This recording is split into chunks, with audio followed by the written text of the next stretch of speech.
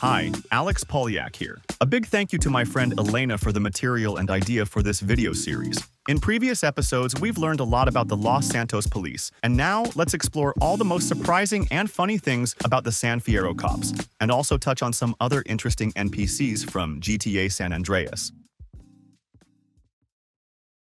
The San Fierro police model is used for 5 different characters. This means that although the police officers walking the city streets have the same appearance, they are actually several different personalities, each with their own story. Let's talk about the first cop. When he's chasing Carl, he tries to appear as harmless as possible. He tries to calm CJ down and keep his colleagues from resorting to violence. Don't frighten him. Come on, we can help him. Don't worry, we're your friends. We love you. The police are your friends. Let's hope we don't have to hurt him. I'd rather hug him than shoot him. The reason for this behavior is that he's actually a social worker. I'm actually a social worker in this uniform. Let me help you, I'm a social worker. My MSW has trained me to help you. He conducts paid therapy sessions for people in need of psychological help. You have the right to talk to a therapist. Therapy can turn you into a productive citizen. I can pencil your therapy in on Thursdays. Let me tell you my hourly therapy rates. His dialogue gives us a glimpse into how his therapy sessions usually go. This is like group therapy. Time for a healing circle. Okay, who wants to vent first? Stop, we can hold hands and talk about it. Hey, we can play Ring Around the Rosies.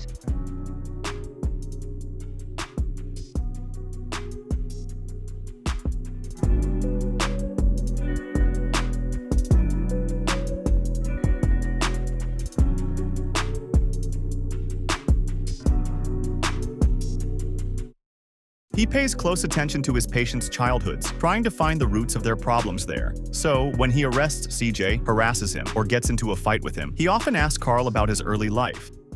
Tell me about your childhood. Did your parents fight a lot? Didn't your mommy love you? Did your daddy kiss you? Did your mother drop you as a child? Did your parents ever crash your toy cars? He doesn't hate criminals and believes they need help. His approach is that behind every crime lies some kind of psychological problem, and he wants to understand it and help correct it. Inside every criminal is a scared little child. Carjacking is just a cry for help. Fighting is never the answer. Violence only breeds more violence. I want to know why you're so unhappy. I understand why you want to hit me. Perps respect me because I reach them.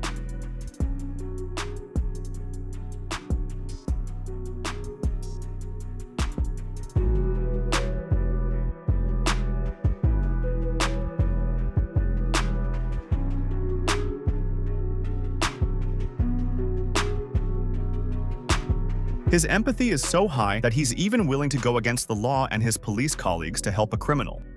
I'll bust you out at midnight, comrade. Careful, I've heard 5-0s in the house. Another characteristic of his concern for the environment, which manifests itself in his dislike of cars. Glad you aren't wasting any gas in a car. I love your non-polluting escape method. Right on, smash that polluting vehicle. Interestingly, his very gentle approach to police work even earned him a nickname. My nickname on the force is Clean Harry. This is a reference to the film Dirty Harry, starring Clint Eastwood. The film's protagonist is also a police officer, and one from San Francisco, the prototype for San Fierro. The difference, however, is that in the film, the character is a headstrong cop willing to break the law to fight crime with his brutal methods. This makes him Dirty Harry, while the gentle and good-natured cop from GTA San Andreas is Clean Harry. Promise you'll call me if you feel suicidal. Are you sure you're able to live with yourself? We should sit down and share our concerns. Come on, let's open a constructive dialogue.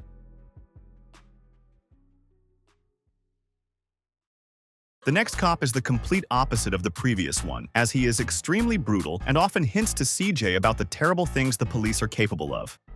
We're gonna have fun with you at the station. You want to experience some police brutality? You're going home in a body bag.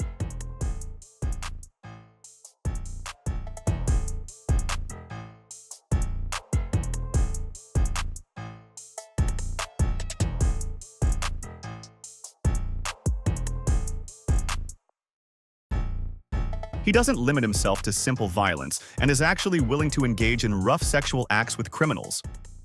You like guys in uniform or something? You know what I could do with my baton? I'm sticking my pistol in your mouth. This man has a lot going on. He's having problems both at work and in his personal life. Nothing ever goes right for me these days. Missed out on the promotion, and now the wife left. His divorce from his wife appears to have happened quite recently, and the cop often mentions various aspects of it. Bitch, reckon she gets half of everything. I told her, you ain't getting the kids. I got alimony to pay! At least I don't have to hide my porn anymore. My ex-wife drives better than that.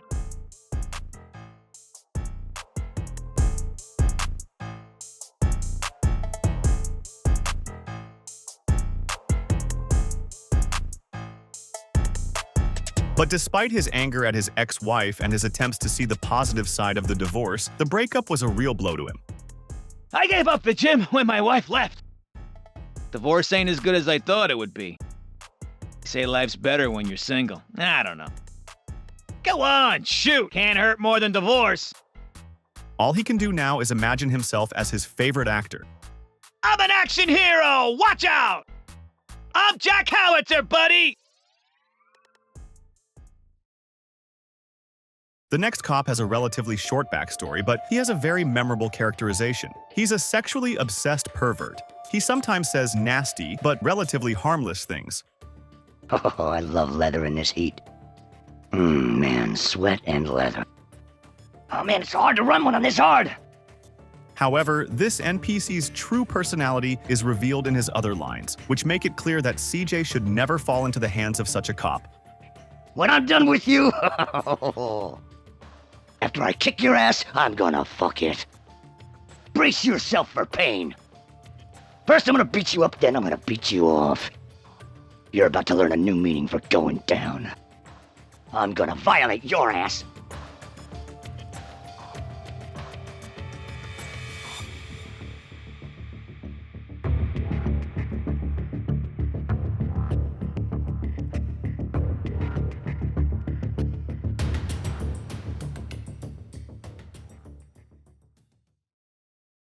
The fourth San Fierro cop is very self-assured and loves to use pompous phrases. I smell the fear of a criminal. When you see this badge, step the hell aside. I could read you your rights, but why bother? I'm on your ass, Daisy! I never miss, twice. But sometimes his pomposity doesn't come off as harmless, giving him cause to be wary. I could make this look like a suicide, you know. Should've shot that kid in the leg. One move and your brain's on the pavement. I'm going to terminate this chase at any cost, perp. I'm dragging your ass to jail.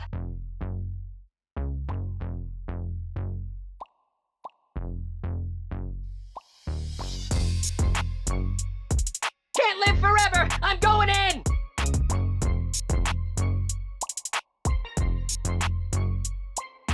He knows the inmates at his station well, and he mentions several of them.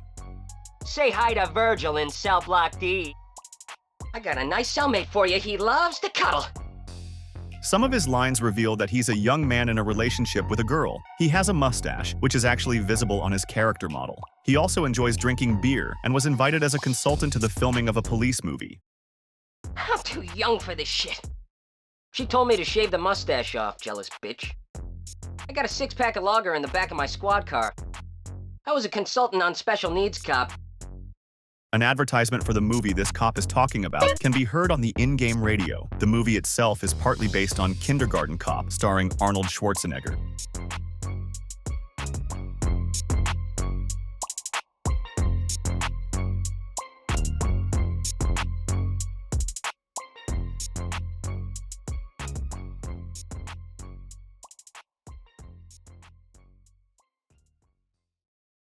The last cop has a special relationship with CJ. Listen to some of his lines, and you'll understand why.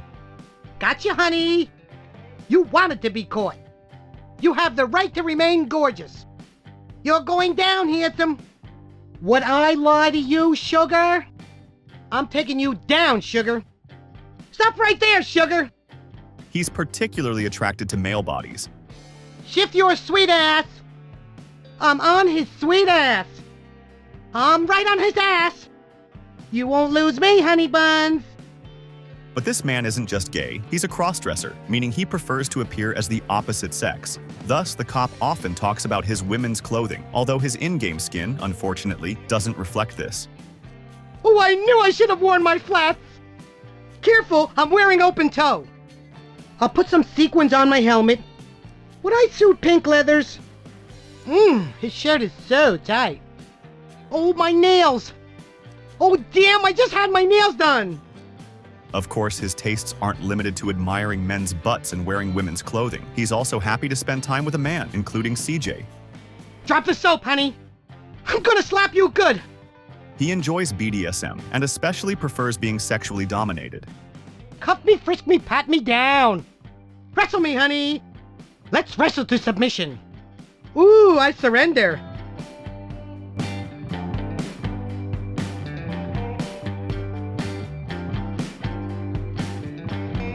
Now we know what the San Fierro cops are like. They're generally more lenient than the Los Santos cops, and it seems many of them are inclined towards same-sex relationships, which suits the city's character.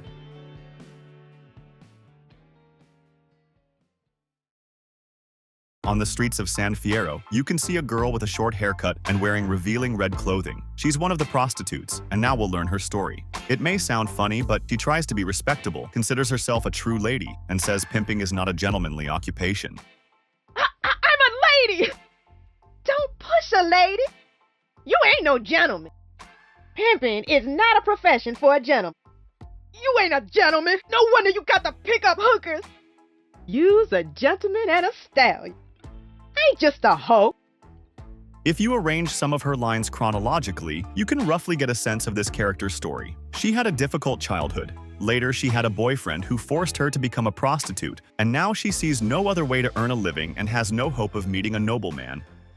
I had a terrible childhood. My boyfriend turned me out. A girl's gotta earn a living somehow. I don't believe in no handsome prince. Sometimes she shares some details about her work. I normally get paid to lie on my back. Things used to be better for working girls. Police always on my case.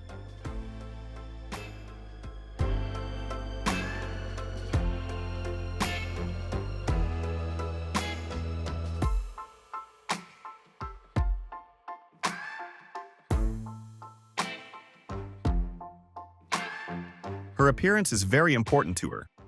I mean, don't I look classy? Am I okay? How's my makeup?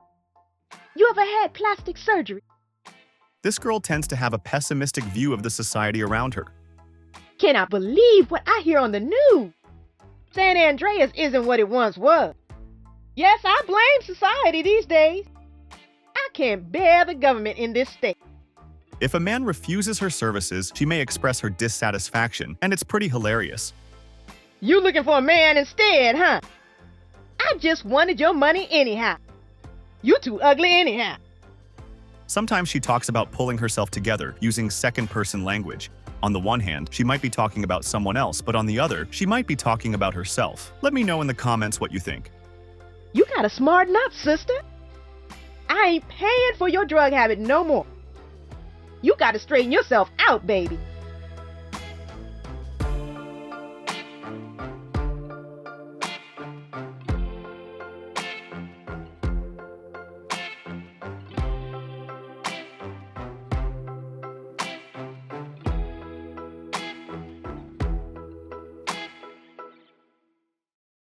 This farmer, found in the rural areas of San Andreas, is a funny guy. Sometimes he doesn't know what happened to him and has no memory of recent events. I don't know where I woke up this morning. I can't remember shit from last night. Is waking up in a dress a bad thing? This is due to the farmer's addiction to moonshine, which he produces himself. He also uses this drink to get everyone in the area drunk. We're talking about Boomshine, an explosive moonshine in the GTA world, well known thanks to GTA Vice City and Vice City Stories. Ever tried my Boomshine? It's real smooth. My Boomshine's the best in the county. It goes straight to your brain. Another week until my next batch. Pickled himself under a week. I'm drunk and lonely. We should celebrate such weather with a drink. Shitty weather for minding us still. I was too drunk to drive anyway.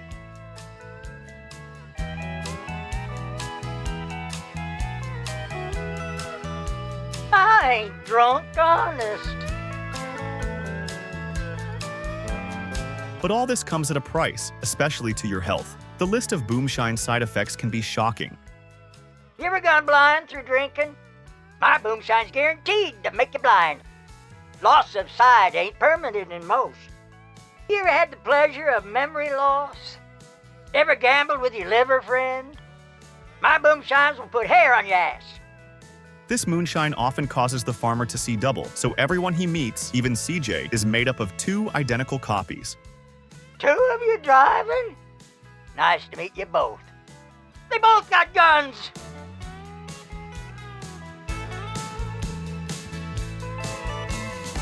Nice to meet you both.